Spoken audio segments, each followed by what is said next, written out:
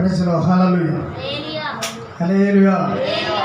కీర్తన గ్రంథము, పరిశుద్ధ గ్రంథములు అందరూ కూడా బైబిల్లో వాళ్ళందరూ కూడా బైబిల్ చదవండి. కీర్తన గ్రంథము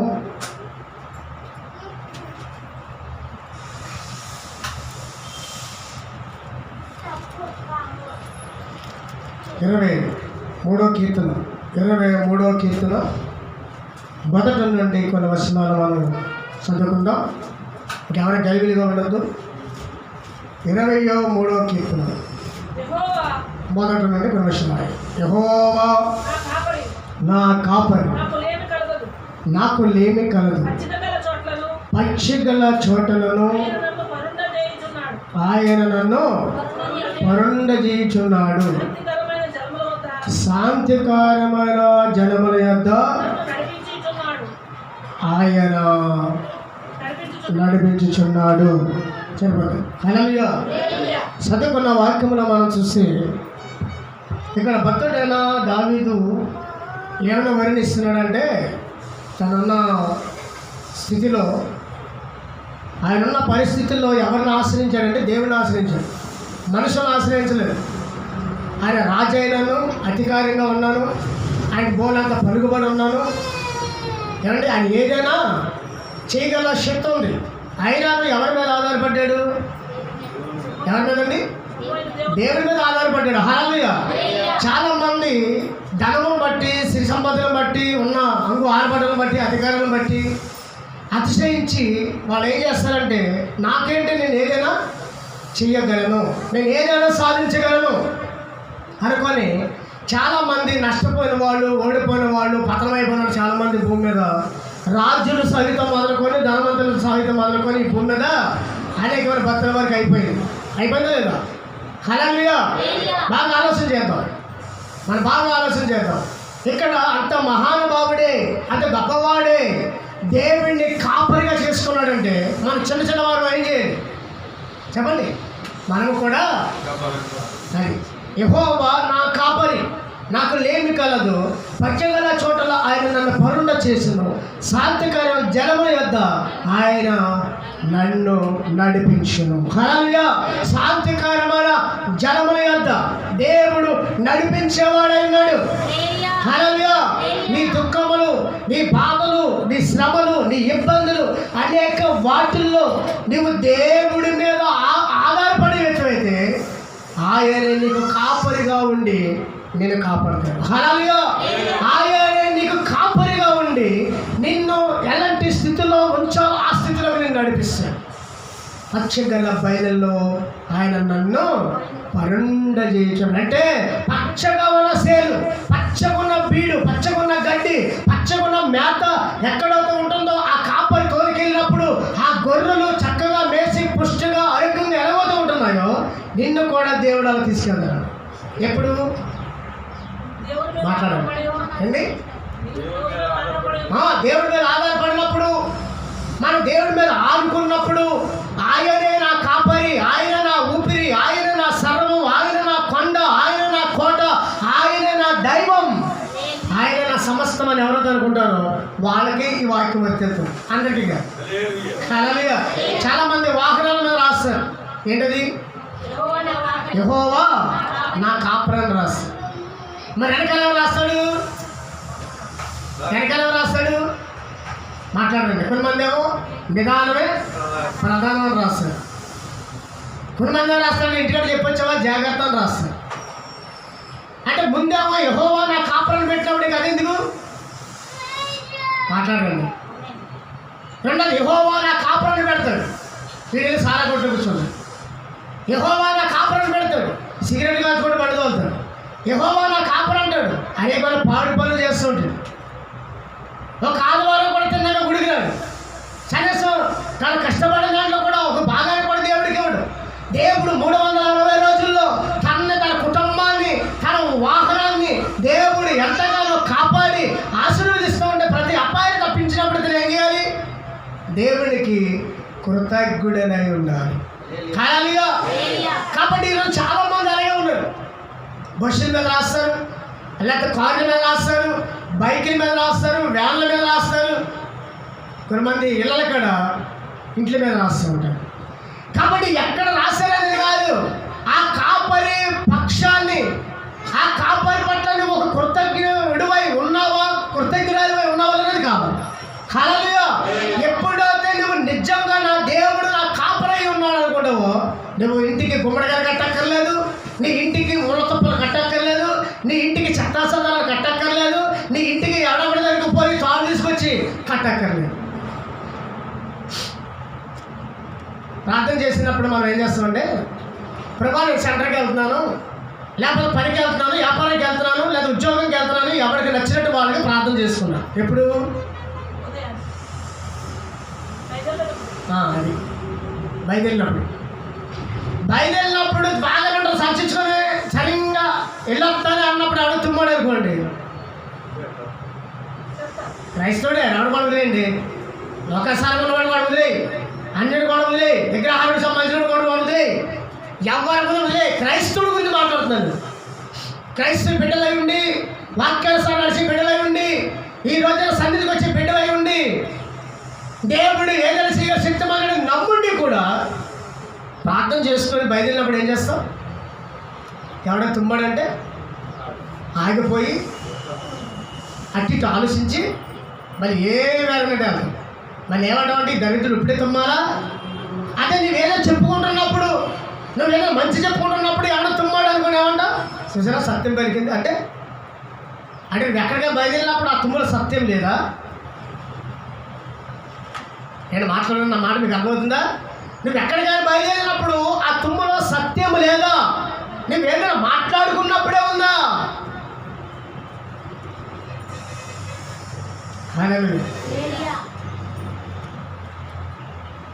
నీ దేవుడు నువ్వు కాపరిగా చేసుకున్నప్పుడు దేవుడు చెప్పుతున్న మాట ఏంటో తెలుసా?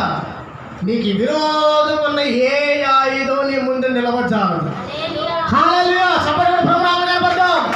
నీకు విరోధం ఉన్న ఏ ఆయుధము నీ ముందు నిలవజాలదు. దేవుడిని కాపరిగా చేసుకున్నావు. హల్లెలూయా. హల్లెలూయా.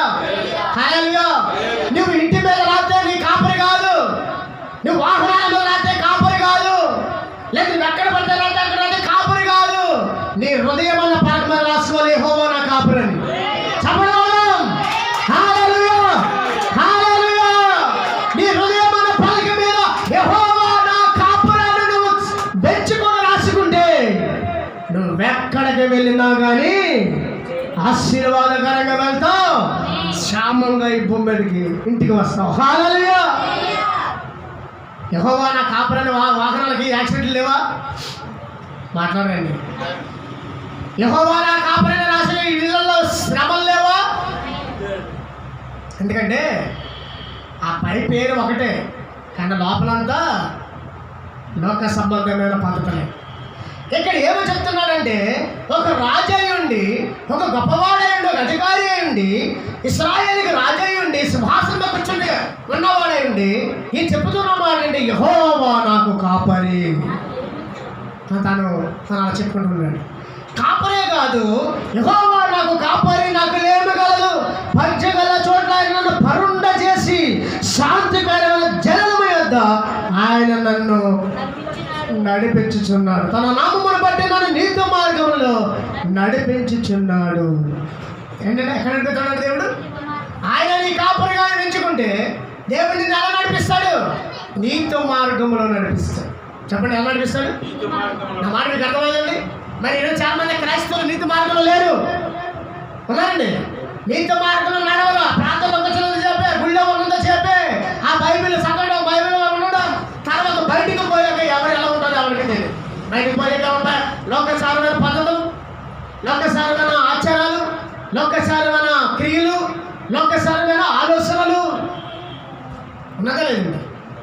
నేను కేవలం మాట్లాడేది దేవుడి పిల్లల గురించి చెప్తుంది.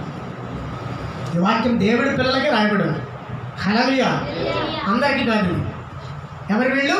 దేవుడి పిల్లలంటే దేవుడి పిల్లలు ఎవరు? నిజమైన దేవుడిని నమ్మిన వారు, నమ్మి బాప్టిజం పొందిన వారు, వారి జీవితాలు సమర్పించుకున్న వారు, ఏమండి సమస్తాన్ని విడిచిపెట్టుకొని దేవుడి నా సర్వాన్ని వారికి రాయబడిన వాక్యం వాళ్ళకే వర్తిస్తుంది మాట. ఎలా పడతానికి వచ్చేవాళ్ళకి, ఎలా పడతానికి ఉన్నవాళ్ళకి, ఎలా పడతానికి జీవించే వాళ్ళకి, ఏమండి జనమంతా తాడి కట్టించుకున్నవాడు, జబ్బొస్తే నమ్మ ఎక్కడికో పోయేవాడికి, ఏదంటే నమ్మ అడ్డం తిరిగేవాడికి, వీళ్ళకి కాదు ఈ వాక్యం వర్తించేది. నిజంగా ఈ వాక్యానుసారంగా నడిచే వారికి ఈ వాక్యం వర్తిస్తుంది. హల్లెలూయా. ఈ వాక్యం ఎవరికి వర్తిస్తుంది? దేవుడు అడుగు జాడల్లో నడిచేవాడికి. అందుకని ఏ అపాయం వచ్చినా అతను అనుకునే ఒకే ఒక మాట, నా దేవుడు నాకు తోడే ఉన్నాడు. ఏదైనా కష్టం వస్తే నా దేవుడు నన్ను బాగు చేస్తాడు. ఏదైనా అవసరం వస్తే నా దేవుడు సహాయం చేస్తాడు. ఆయన నాకు మేలు చేస్తాడని ఒక గురి తనలో ఉంటుంది. ఎవరిలోనూ దేవుణ్ణి కాపరిగా చేస్తాడు. హల్లెలూయా. దేవుడిని కాపరిగా చేస్తాడు. దేవుడే మన కాపరి. ఏ కాపరి అంటే ప్రధాన కాపరి అయి ఉన్నాడు. హల్లెలూయా. చెప్పండి, ఏ కాపరి? మన కాపరి ప్రధాన కాపరి అయి ఉన్నాడు. హల్లెలూయా. అందరూ చెప్తాం హల్లెలూయా, హల్లెలూయా. చూడండి పరిశుద్ధ గ్రంథంలో 120వ కీర్తన, ఈ 23వ కీర్తన ఉంచండి, 127వ కీర్తన ఒక్కసారి చూస్తే అక్కడ మంచి మాట మనకు కనపడితే మొదటి వచనం చూడండి. యెహోవా ఇల్లు, యెహోవా ఈ గృహము కట్టించిన యెడల దాని కట్టేవాడు ప్రయాస వ్యర్థం. యెహోవా పట్టణం కాపాడిన యెడల దాని కావులో ఉన్నవాడు మేలుకొనుట వ్యర్థము. మీరు ఎక్కువగా లేచి చాలా రాత్రి వరకు పండుకొనుచు కష్టార్జితమైన ఆహారమును, ఏంటమ్మా ఆహారము తినుట వ్యర్థమే. అంటే ఇక్కడ మీకు ఏమర్థమైంది? 3 కనపడుతూ ఉంది. 1 గృహము, 2 కాపుదాల, 3 నీ కష్టార్జితం. అంటే నీ గృహం అనగా నీ కుటుంబం. హల్లెలూయా. నీ ఫ్యామిలీని దేవుడు కట్టకపోతే ఎవడు కూడా కట్టలేడు. ఇడిపోయిన కుటుంబాలని, ఇడిపోయిన కాపురాలని, చెదిరిపోతున్న జీవితాలని కట్టగలవాడు దేవుడు తప్ప ఈ భూమిలో ఎవరికి అధికారం లేదు. ఉందండి. అందుకని యెహోవా ఈ గృహము కట్టించిన వెడల కట్టేవాడు ప్రయాస వ్యర్థం. అంటే గృహం అనగా నీ కుటుంబం, భార్య, భర్త, బిడ్డలు. 2వది ఏంటంటే నీ చుట్టూరు దేవుడు ఒక కంచెని వేశాడు. కాబట్టి నీవు ఎంతమందిని కాపలా పెట్టుకుంటావు. కుక్కను పెట్టుకోవచ్చు, మనిషిని పెట్టుకోవచ్చు, ఎవరిని పడితే ఏది పడితే అది పెట్టుకోవచ్చు. హల్లెలూయా. కానీ అక్కడ ఏమైందంటే యెహోవా ఈ పట్టణమును కాపాడని యెడల తన కావులో ఉన్న మేలుకొనుట వ్యర్థం. అర్థమైందండి? ఎంతమంది కాపాదారులు ఉన్నా నేను రక్షించగలవాడే ఎవడలేడు. ఇశ్రాయేలు మీదకి ఒక యుద్ధం జరుగుతూ ఉంది. ఏంటంటే 30 రోజుల్లో 40 రోజుల్లో ఈ ఫిలిస్తీన్ని జయిస్తే ఇది రాజు అంటున్నాడు, నా రాజ్యంలో రాజ్యాన్ని నా కుమార్తెని ఇచ్చివాడు చేస్తానని వాడమ్మ చేస్తున్నాడు. 40 దినములు ఫిలిస్తీన్ అనే వాడు ఏం చేశాడు చెప్పండి? దేవుడిని దూషిస్తూ, ఇశ్రాయేలుని దూషిస్తూ వారు హెచ్చించుకున్నట్లుగా ఆ దినాల్లో మనకు కనపడుతుంది. హల్లెలూయా. 1 సమూయేలు గ్రంథాల్లో ఆ మాటలు మనకి కనిపిస్తూ ఉంటాయి. అయితే వాడు ఎగురుతూ ఉన్నాడు. కనీసం ఇశ్రాయేలు కూడా మా దేవుడు ఉన్నాడు, మా దేవుడు మా పక్షాన ఉన్నాడు, మా దేవుడు ఏ కార్యమైనా చెయ్యగలడని ఒక ధైర్యం వాళ్ళు లేకుండా పోయింది. ఎందుకంటే వాళ్ళు ఎంతసేపు కూడా వాళ్ళ బలాన్ని, వాళ్ళ ఆలోచనల్ని, వాళ్ళ జ్ఞానాన్ని ఆధారం చేసుకుంటున్నారు తప్ప దేవుడి మీద ఏమాత్రం ఆధారం చేసుకునే స్థితిలో ఉన్నారు. తర్వాత రాజు చూసినట్లుంటే ఇశ్రాయేలుకి మొదటి రాజు అయిన సౌలు కూడా మరి అతను కూడా భయపడుతూ ఉన్నాడు.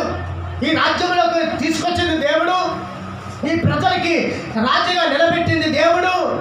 మరి అంటే గొప్ప దేవుడు ఈ ఫిలిస్తీయులను విడిపించలేడా అని ఆలోచన కూడా వాళ్ళకి రాదు. రాజుతో సహితం అందరూ కూడా పిరికొడైపోయారు. అందరూ భయపడిపోతూ ఉన్నారు. రాజు అయితే తన వస్త్రాలు చిప్పుకున్నాడని వాక్యం చెప్తూ ఉంది. ఏం చేయాలో రోజు జరిగిపోతున్నాయి. ఆ ఫిలిస్తీయుడు పెట్టిన గడువు దగ్గరికి వచ్చేసింది. ఏం చేయాలో అర్థం కానున్నప్పుడు దావీదు బాలుడిగా ఉన్నాడు. ఆ సమయంలో నిలబడి అంటున్నాడు, రాజా వీడిని నేను జీవిస్తాను. హల్లెలూయా. వీడిని నేను జయిస్తాను. మన దేవుడైన, మన పితరుల దేవుడైన, మనకు సర్వశక్తమైన దేవుడైన మన దేవుని దూషించిన ఈ ఫిలిష్తీయుడిని నేను చంపేస్తాను. మన ప్రజలని, మన రాజ్యాన్ని ఆడు ద్రోసిపోవాలనుకున్న ఈ ఫిలిష్తీయుడిని నేను చంపేస్తాను. ఆ కారణం ఏంటి? ఆ ధైర్యం ఏంటి? ఆ నిరీక్షణ ఏంటి అంటే దేవుడు నాకు తోడున్నాడు. సపట్టకూడదు. హల్లెలూయా. నా మాట మీకు అర్థమైందా? దేవుడు నాకున్నాడు. నా దేవుడు నాకున్నాడు. నా తండ్రి గొర్రెలు మేపుతున్నప్పుడు సింహం వచ్చినప్పుడు దాన్ని జయించాను. నా దేవుడు నాకు తోడే ఉన్నాడు. నా తండ్రి గొర్రెలు మేపుతున్నప్పుడు నేను ఎలుగుబంటిని జయించాను. నా దేవుడు నాకు తోడే ఉన్నాడు. ఈ ఫిలిష్తీయుడంతా దేవుడు నిన్ను కాపరిగా చేసుకుంటే నువ్వు ఏ శక్తులను నువ్వు జయించగలదు, ఏ రోగమైనా జయించగలదు, ఏ సమస్యను జయించగలదు, ఏ ఇబ్బంది అయినా జయించగలదు, ఏ ఆర్థిక పరిస్థితినైనా నువ్వు జయించగలదు. హల్లెలూయా. లోకాన్ని ఆధారం చేసుకుని, మనుషులను ఆధారం చేసుకొని నువ్వుంటే నీ వల్ల ఏమి కాదు. పైకి నువ్వు అనుకున్నది ఏంటంటే దేవుడిని నమ్ముకున్నాను, గుడికి వెళ్తున్నాను, నాకు కలిగి ఉన్నది ఇస్తూ ఉన్నాను, దేవుడు నాకు ఏం చేయట్లేదు అనుకుంటున్నావు. కానీ నువ్వు శాతగాని దద్దమలాగా ఉన్నావని, పనికి రాని వ్యక్తిగా ఉన్నావని నువ్వు తెలుసుకోలేకపోతున్నావని దేవుడు మాట్లాడుతూ ఉన్నాడు. హల్లెలూయా. హల్లెలూయా. వాక్యం చెప్తా ఉంది, శ్రమ కలిగినప్పుడు నిలబడిన వాడంట శాతగాని వాడంట. ఏంటంటే శ్రమ వచ్చినప్పుడు కృంగిని ఎడల శాతగాని వాడు అవుతుంది వాక్యం చెప్తా ఉంది. నీ శ్రమల్లో నువ్వు నిలబడాలి. ఎందుకంటే నీ వల్ల కాదు, నీ ఓడి వల్ల కాదు, నీకున్న వెనక అంగాపడి వల్ల కాదేమో, నీ దేవుడి వల్ల అవుతుంది కదా. అవుతుంది కదా. అది ధైర్యం ఉండాలి. దావీదుకి అది ధైర్యం. అప్పుడు ఎంత ఉన్నాడు? బాలుడు. హల్లెలూయా. మన అన్నగారులు, మనకున్న ప్రజలందరూ కూడా బలాచులు. ఫిలిష్తీయుడు కూడా చాలా భయంకరమైన వాడు. గెలవచ్చు. వాడిని జయించడానికి ఎవడ కూడా ముందుకు వెళ్ళకపోతున్నాడు. రాజు సహా భయపడుతూ ఉన్నాడు. రాజే ఎడక తగ్గాడంటే ఆడంత బలవంతుడు ఒకసారి ఆలోచన చేయండి. హల్లెలూయా. హల్లెలూయా. కాబట్టి అక్కడ చూసినట్లుంటే దావీదు వెళ్ళి వాడిని జయించి ఇశ్రాయేలులో దేవుడు ఉన్నాడు, ఇశ్రాయేలుకి దేవుడు ఉన్నాడు అని అక్కడ అందరికీ చూపించాడు. హల్లెలూయా. అందుకని 121వ కీర్తన 3వ వాక్యం చదివితే అక్కడ ఒక మాట మనకి కనబడుతుంది. 20 ఆయన పాదములు తొట్టిల్లవడు, నేను కాపాడేవాడు కొనుకడు, ఇశ్రాయేలుని కాపాడేవాడు కొనుకడు, నిద్రపోడు, యెహోవాయే నిన్ను కాపాడేవాడు. హల్లెలూయా. అందుకే ఆయన మన కాపరి. ఎలా కాపాడుతాడు? చదువుకేనే చదువు. కొనుకడు, నిద్రపోడు, యెహోవాయే నిన్ను కాపాడేవాడు. నీ కుడి పక్కన యెహోవా నీకు నీడగా ఉండును, పగలు ఎండ దెబ్బైనను నీకు తగలదు, రాత్రి వెండి దెబ్బైనను నీకు తగలదు, ఏ అపాయము రాకుండా నిన్ను కాపాడను. ఒక చదువు చూడండి. ఆయన నీ ప్రాణమును కాపాడును, ఇది మొదలుకొని నిరంతరము నీకు రాకపోకలయందు నిన్ను యెహోవా కాపాడు. చూడండి ఎంత ఉంది. యెహోవా నిన్ను కాపరిగా చేసుకుంటే నిన్ను ఆయన కొనుక్కోకుండా నిన్ను, నీ కుటుంబాన్ని, నీ పట్టణాన్ని, నీ సర్వాన్ని కాపాడే దేవుడే ఉన్నాడు. ఆయన కొనుకగా నిద్రపోయే దేవుడు ఏమాత్రము కాదు. ఆయన రెక్కల కింద నీకు ఆశ్రయము కలుగుతుంది. పగల ఎండ దెబ్బైనా, రాత్రి ఎండ దెబ్బైనా నీకు తగలకుండా నేను కాపాడుతూ ఉన్నాడు. ఏ అపాయము రాకుండా కాపాడుతున్నాడు. ఆయన నీ ప్రాణమును కాపాడుతున్నాడు, నీ కుటుంబాన్ని కాపాడుతున్నాడు.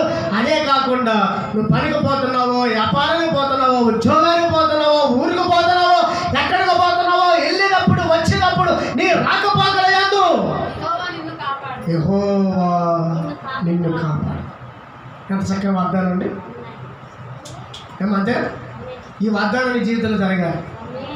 ఎందుకు ఈ మాట చెప్తానంటే చాలామంది వెళ్తున్నారు, మళ్ళీ వెనక తిరిగి వచ్చేవాళ్ళు చాలామంది ఉన్నారండి. ఇప్పుడు మీడియాలో చూస్తుంటాం ఒకసారి. ఆ మీడియాలో చూస్తున్నప్పుడు ఎవరి వాహనాలు అది ఎందుకు చూపిస్తాడో శ్రద్ధగా చూస్తే అక్కడ ఏదో కనపడుతుంటాం. మనుషులు గుద్దేయడమో, గేదెలు గుద్దేయడమో, లేకపోతే దేనిలో దాన్ని గుద్దేయడమో, వాహనం గుద్ది వేసుకుంటామో అది క్లారిటీగా కనిపిస్తుంది అన్నమాట. మీరు ఎప్పుడైనా చూసారా సోషల్ మీడియాలో ఫేస్బుక్లో చూడండి, కనపడతాయి అన్నమాట. అది ఒక మనకి కనపడుతుంది. అక్కడ ఎర్ర రెడ్ సిమ్మలోనో ఒక బాణం లాంటి సిమ్మలో లేదా ఒక రౌండ్ కూడా సిమ్మలు చూపిస్తారు కదా, అది ఒక డూమ్ చేసి చూసినప్పుడు మనకి ఏమనిపిస్తుంది, ఇక్కడ ఏంటి మన పరిశీలన చూస్తే అక్కడ ఏదో ప్రమాదం ఉందని అర్థం. రెడ్ సిగ్నల్ వేసాడంటే ఏంటి అర్థం? ప్రమాదం ఉందని అర్థం. అక్కడ ఏదో జరుగుతుందన్నమాట. వెళ్ళి వాహనం బైక్ మీద వెళ్ళి వాడు గుద్దేయడమో, లేదా కారు గుద్దేసుకోవడమో, లేదా లారీ గుద్దేసుకోవడమో, లేకపోతే ఈ బస్సు వెళ్ళిపోయి కూర్చున్న వాడు గుద్దేయడమో, ఇలా ఎన్నో ఆ మీడియాలో చూస్తూ ఉన్నాను.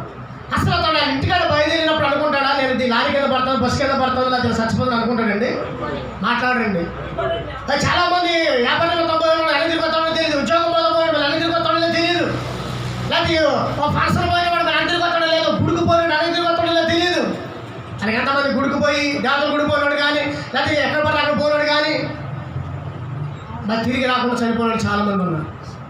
ఫంక్షన్కి వెళ్ళి, పెళ్ళిళ్ళకి వెళ్ళి, కార్యక్రమాలకు వెళ్ళి చాలామంది వెనక తిరిగి రాకుండా చనిపోయిన వాళ్ళు చాలామంది మనం ఎంతమందిని చూస్తూ ఉన్నాం. మీడియా ద్వారా, పేపర్ ద్వారా, కళ్ళ ద్వారా చూస్తూ ఉన్నాం.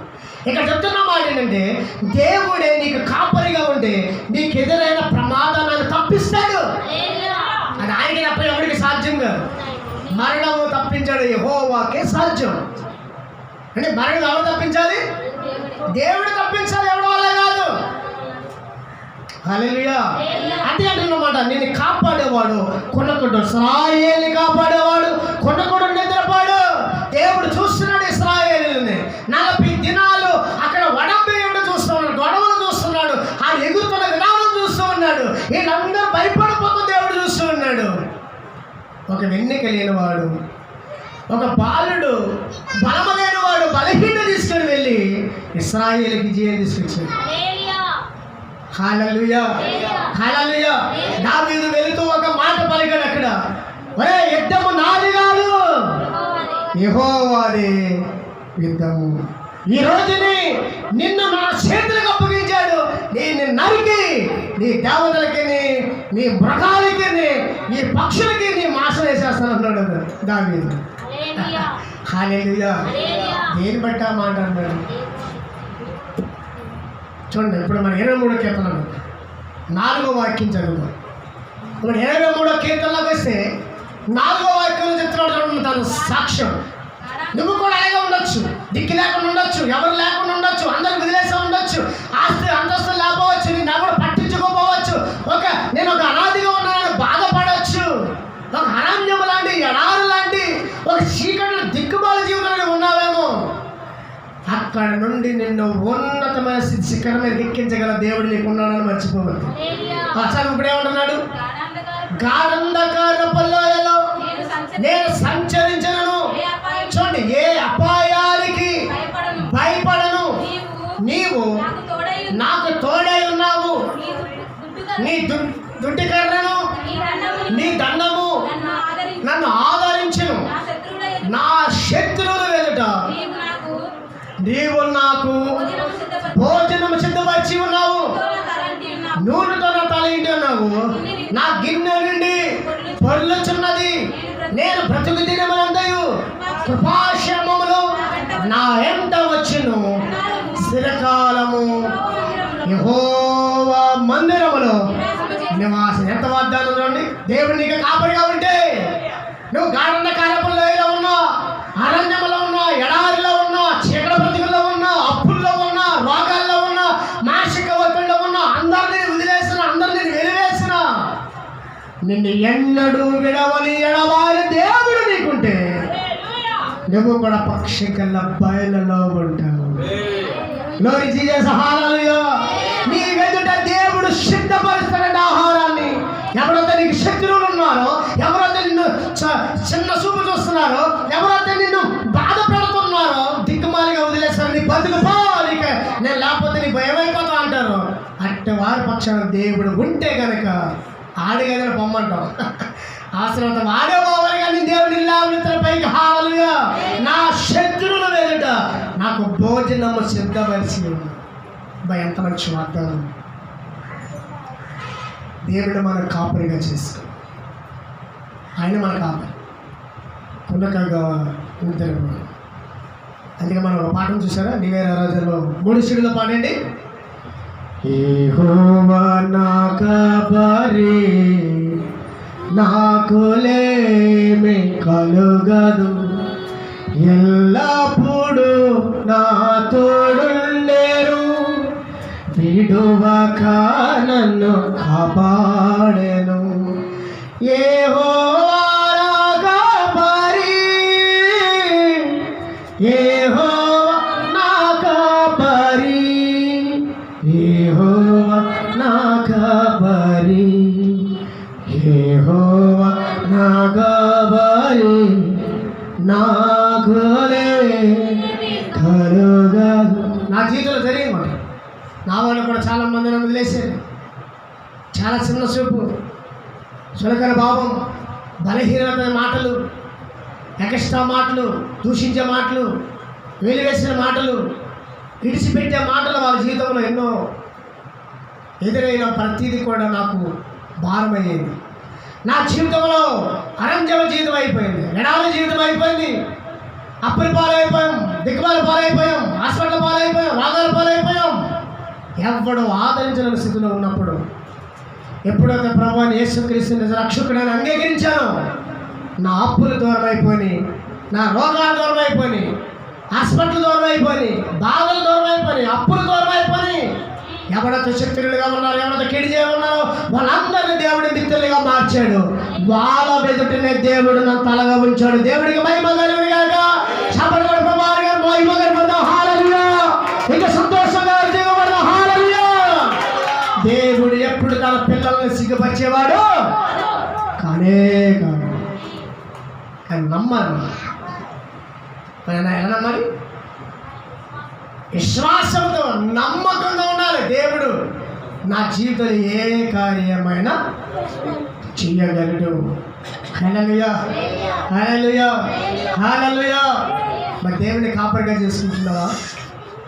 అన్ని విషయాల్లో విజయం ఇవ్వగలవాడు ఆయనే, అన్ని విషయాల్లో కార్యం చేయగలవాడు ఆయనే, అన్ని విషయాల్లో మేలు చేయగలవాడు ఆయనే.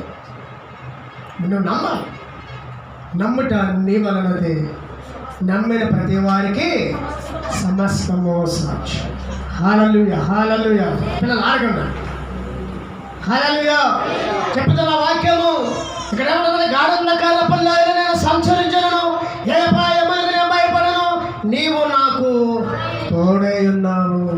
దేవుడు తోడై ఉన్నారు. మనుషులు కాదు, అధికారులు కాదు, డబ్బు కాదు. హల్లెలూయా.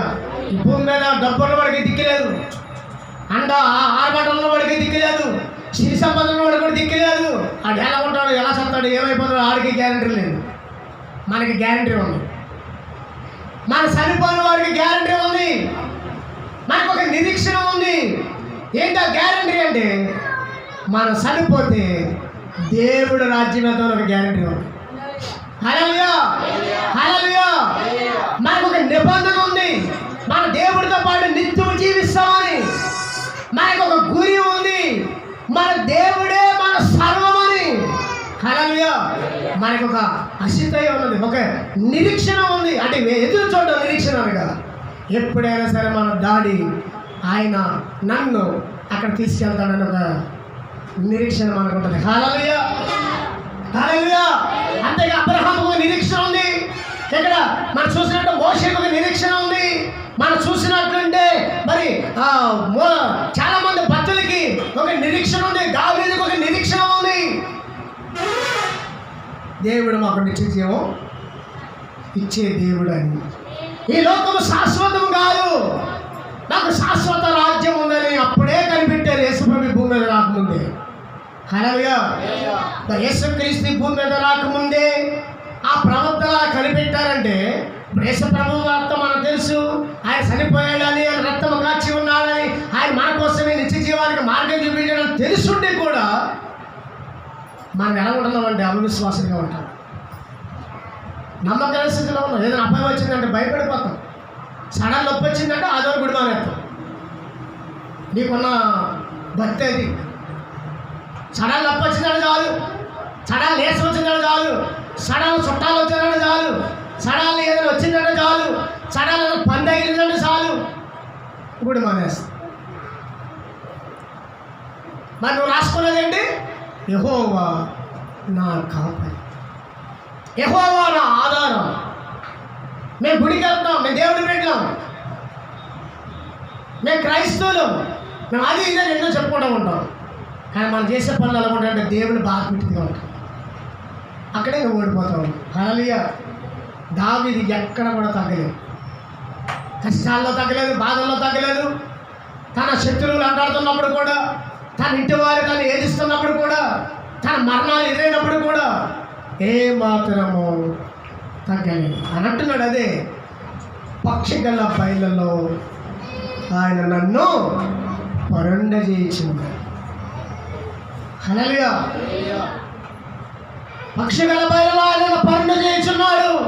శాంతికరమైన జలము యొద్ద ఆయన నన్ను నడిపిస్తూ ఉన్నాడు. శాంతికరమైన జలము యొద్ద శాంతి సమాధానం ఇచ్చే ఆశీర్వాదమైన స్థలాల్లో నడిపిస్తున్నాడు. సమృద్ధమైన స్థలాల్లో దేవుడు నడిపిస్తున్నాడు. హల్లెలూయా. ఈరోజు మాసం కూర తిన్నామంటే ఎన్నో గొప్పలు చెప్పుకుంటాం మనం. ఆ చేపల కూర తిన్నామంటే గొప్పలు చెప్పుకుంటాం. నీ చేపల కూర కంటే, నీ మాసం కూర కంటే, నేను తెచ్చుకున్న ప్రతి బిర్యానీ కంటే ఈరోజు నీకు అందించిన వాక్యమే విలువైంది. అది నువ్వు నమ్మితే అండి, చుంటె తేనె దారుల కన్నా మధురమైనది నీ వాక్యం. ఏంటంటే వాక్యం ఏంటంటే చుట్టు తేనె దారుల కన్నా నీ వాక్యము మధురమైనది. లేత దూడ లేత మెదడు దొరికినట్లు నీ శాసనం నాకు దొరికి ఉన్నాయని అంటున్నాడు. హల్లెలూయా. నీ వాక్యమే నన్ను బ్రతికించను, నా పాదల్లో నెమ్మదినిచ్చును, నా త్రోవలకి వెలుగైనను, నా పాదములకి దీపమైనని చెప్తే ఉన్నాడు. వాక్యాన్ని ఆధారం చేసుకున్నాడు. వాక్యమే దేవుడే ఉన్నాడు కనుక. హల్లెలూయా. ఆది అందులో వాక్యం ఉన్నాడు, వాక్యమే దేవుడే ఉన్నాడు. ఆ వాక్యమే దావీదు నమ్మాడు కాబట్టి 73 కీర్తనలు, ఈ కీర్తనలో ఆయన రాశాడు కదండి. హల్లెలూయా. ఆయన 150 కీర్తనలు, 73 కీర్తనలు ఆయన అనుభవాలు, దేవుడు చేసిన కార్యాలు, ఆయన చూపిన కృపను అన్నీ కూడా అట్లా రాసినట్లే మనకు కనపడతాయి. హల్లెలూయా. మ్యాక్సిమం ఆయన రాసిన దాంట్లో చాలా వరకు కూడా ఆయన కృపను గూర్చి, ఆయన కొండ కోట ఆశ్రయము దిక్కు నీవే అంటాడు. హల్లెలూయా. హల్లెలూయా. ఎక్కువగా ఆయన గణపరిచి ఎక్కువ ఉంటాయి వాక్యం. మరి నువ్వేం చేస్తున్నావు? రోజు నుంచి రోజు వరకు నేను ఎంత కాపాడు దేవుడు, వారం నుండి వారం వరకు దేవుడు ఎంత కాపాడు మిమ్మల్ని, వారం నుండి నెల వరకు ఎలా కాపాడు దేవుడు మిమ్మల్ని, సంవత్సరం వరకు ఎంత కాపాడాడు దేవుడు మిమ్మల్ని. మరి అంత దేవుడికి ఎంత కృతజ్ఞుడిగా ఉండాలి. గుడి మానేస్తావు, ఆదివారం శుక్రవారం ఉపవాస ప్రార్థన మానేస్తావా? సిగ్గులేదు. ఎలా కాపాడతాడు దేవుడు? ఎలా కాపాడతాడండి? కాపాడు. నువ్వు అనుకుంటావు అంతే, నువ్వు దాన్ని పెట్టుకుని వెళ్ళిపోతున్నావు యెహోవా నా కాపాడని. ఆయన నేమ్ రాసుకుంటే కాపాడే దేవుడు కాదు. ఆయన నువ్వే నేమ్ రాసుకున్నావు కాపాడే దేవుడు కాదు. ఇంట్లో ఫోటోలు పెడితే కాపాడే దేవుడు కాదు. నువ్వు బైబిల్ పెట్టుకుని గుడికి వస్తే కాపాడే దేవుడు కాదు. ఎవరిని కాపాడతాడండి? 34వ కీర్తన 7వ వాక్యం చదువు. దేవుడు ఎవరిని కాపాడతాడు? ఎవరికి దేవుడు కాపుదల ఇస్తాడు? యెహోవా భయభక్తులు గల వారి చుట్టూ ఆయన దూతల కావలా ఉండి వారిని రక్షించును. యెహోవా ఉత్తముడని రుచి చూసి తెలుసుకుని ఆయన ఆశ్రయించినడు ధన్యుడు. యెహోవా భక్తులారా ఆయన యందు భయభక్తులు ఉంచుడి. ఆయన యందు భయభక్తులు ఉంచిన వారికి ఏది కొద్ది ఉంటుందండి? చెప్పండి, అందరూ విన్నారు. ఆయన యందు భయభక్తులు కానీ వారికి ఏది కొద్ది ఉంటుందా? మరి నీకు ఇంట్లో కొదువు ఉంది, నీ ఒంట్లో కొదువు ఉంది, నీ వ్యాపారంలో కొదువు ఉంది, నీ ఉద్యోగంలో కొదువు ఉంది, నీ చేతి పనులకు కొదువు ఉంది, నీ పిల్లల్లో కొదువు ఉంది. కారణం ఏంటి? ఏమి లేదు అన్నా, ఏం లేదా? అది భయభక్తులలో అక్కడ ఏం లాభం ఉంది? యెహోవా భయభక్తులు గల వారు చుట్టూ, అంటే భయభక్తులు కలిగి ఉండాలి. దేవుడికి మహిమ కలుగును గాక. హల్లెలూయా. హల్లెలూయా.